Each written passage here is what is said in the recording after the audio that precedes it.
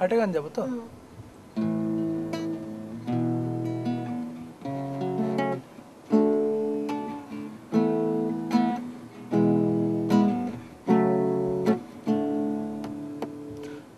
টাকা দিয়ে দিনের শুরু, 16 টাকা দিয়ে শেষ, 3 টাকা দিয়ে মুক্তি কিনে হব নিরুদ্দেশ।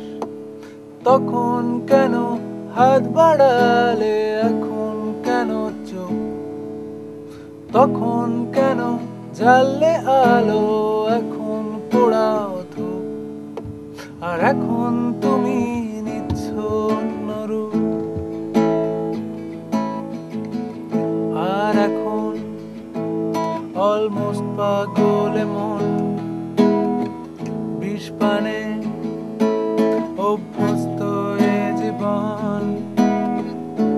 শূন্য দুহাত আবার চাইছে ফিরিয়ে নিয়ে চলো। তিস্তানে এই গানটি যখন লেখা হয় তখন আমি কলকাতা শহর থেকে অনেক দূরে। তিস্তান শব্দটির অর্থ যদি বোঝাতে হয় বা নিয়ে বলতে হয়, এটি একটি কাল্পনিক নাম। কাল্পনিক নাম। আমি আমার বাড়িকে এই নামে ডাকতাম। এমন নয় যে আমার বাড়ির দেয়ালে বা কোথাও লেখা আছে। আমি দিয়েছিলাম নামটি। আমি আমার ভালোবাসার জায়গা, আমার অত্যন্ত আদরের জায়গা, আমার কলকাতার ফেলে আসা বাড়িকে তিস্তান বলে ডাকতাম। এবং ব্যাঙ্গালোর যখন চলে যাই চাকরি সূত্রে, তখন যেটা প্রত্যেক মানুষেরই হয়, বাড়ি ফেরার একটা টান অনুভব করে এবং মনে হয় যে সারাদিন ধরে আমি কি করে চলেছি, এই চাকরিটি কি আমি করতে চেয়েছিলাম জীবনে, এটাই কি আমার ভবিষ্যৎ, না আমার অন্য কিছু করার ইচ্ছে আছে। এই চিন্তাগুলো দানা বাঁধত এবং সেই থেকেই গানটির জন্ম হয়। গানটি শুরু হয় যে 5 টাকা দিয়ে দিনের শুরু, 16 টাকা দিয়ে শেষ। এবার এই যে 5 টাকা দিয়ে গানটি শুরু হচ্ছে, দিনের শুরু হচ্ছে, সেটি শুরু হতো ব্যাঙ্গালোরে ইডলি খেয়ে, সুতরাং সেটি সেটির প্রতীক।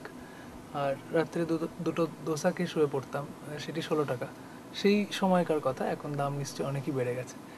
আর সেই জীবনটা থেকে একটা বারবার ফিরিয়ে নিয়ে যাওয়ার একটা আকুতি ভেসে আসে যে ফিরিয়ে নিয়ে চলো তিস্তানে। এবার আমি যে তিস্তান বলছি, মানে আমি বাড়িতে ফিরছি, আর একটা মানুষকে আমারই বাড়িতে ফিরতে হবে এরকম কোনো কথা নেই। শ্রোতারা যে যার নিজের মতন করে নিজেদের পছন্দের জায়গা। তিস্তান এমন একটি জায়গা যেখানে যেহেতু এটা একটি অ্যাবস্ট্রাক্ট নাউন বলা যেতে পারে, যে এটার কোনো তিস্তান প্রত্যেকটি মানুষের কাছে নিজের নিজের জায়গা হতে পারে। একজন মিউজিশিয়ানের কাছে সেটি স্টুডিও হতে পারে, একজন ওয়ার্কাহলিকের কাছে তার কিউবিকল হতে পারে।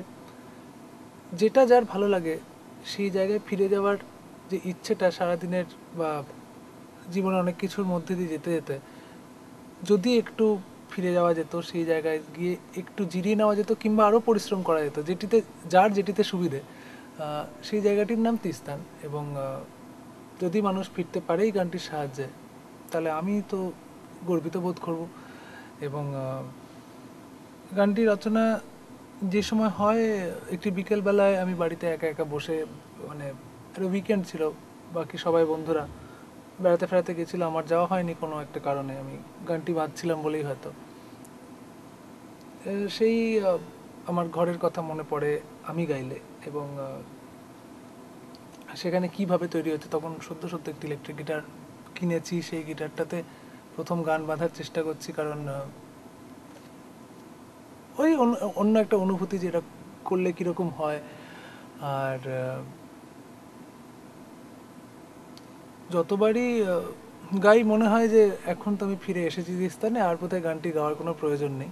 হয়তো তাই একটা সময় গানটা যতটা ইম্পর্টেন্স রাখতো, আজকে হয়তো সেই ইম্পর্টেন্সটা রাখে না, কারণ সেই সময় অনেস্টি, সেই সময়কার সিম্পলিসিটি, সেগুলো তো পেরিয়ে এসেছি। সেই সময়টা কেটে গেছে। আমি বাংলার মানুষের ভালোবাসাতেই ফিরে আসতে পেরেছি নিজের তিস্তানে।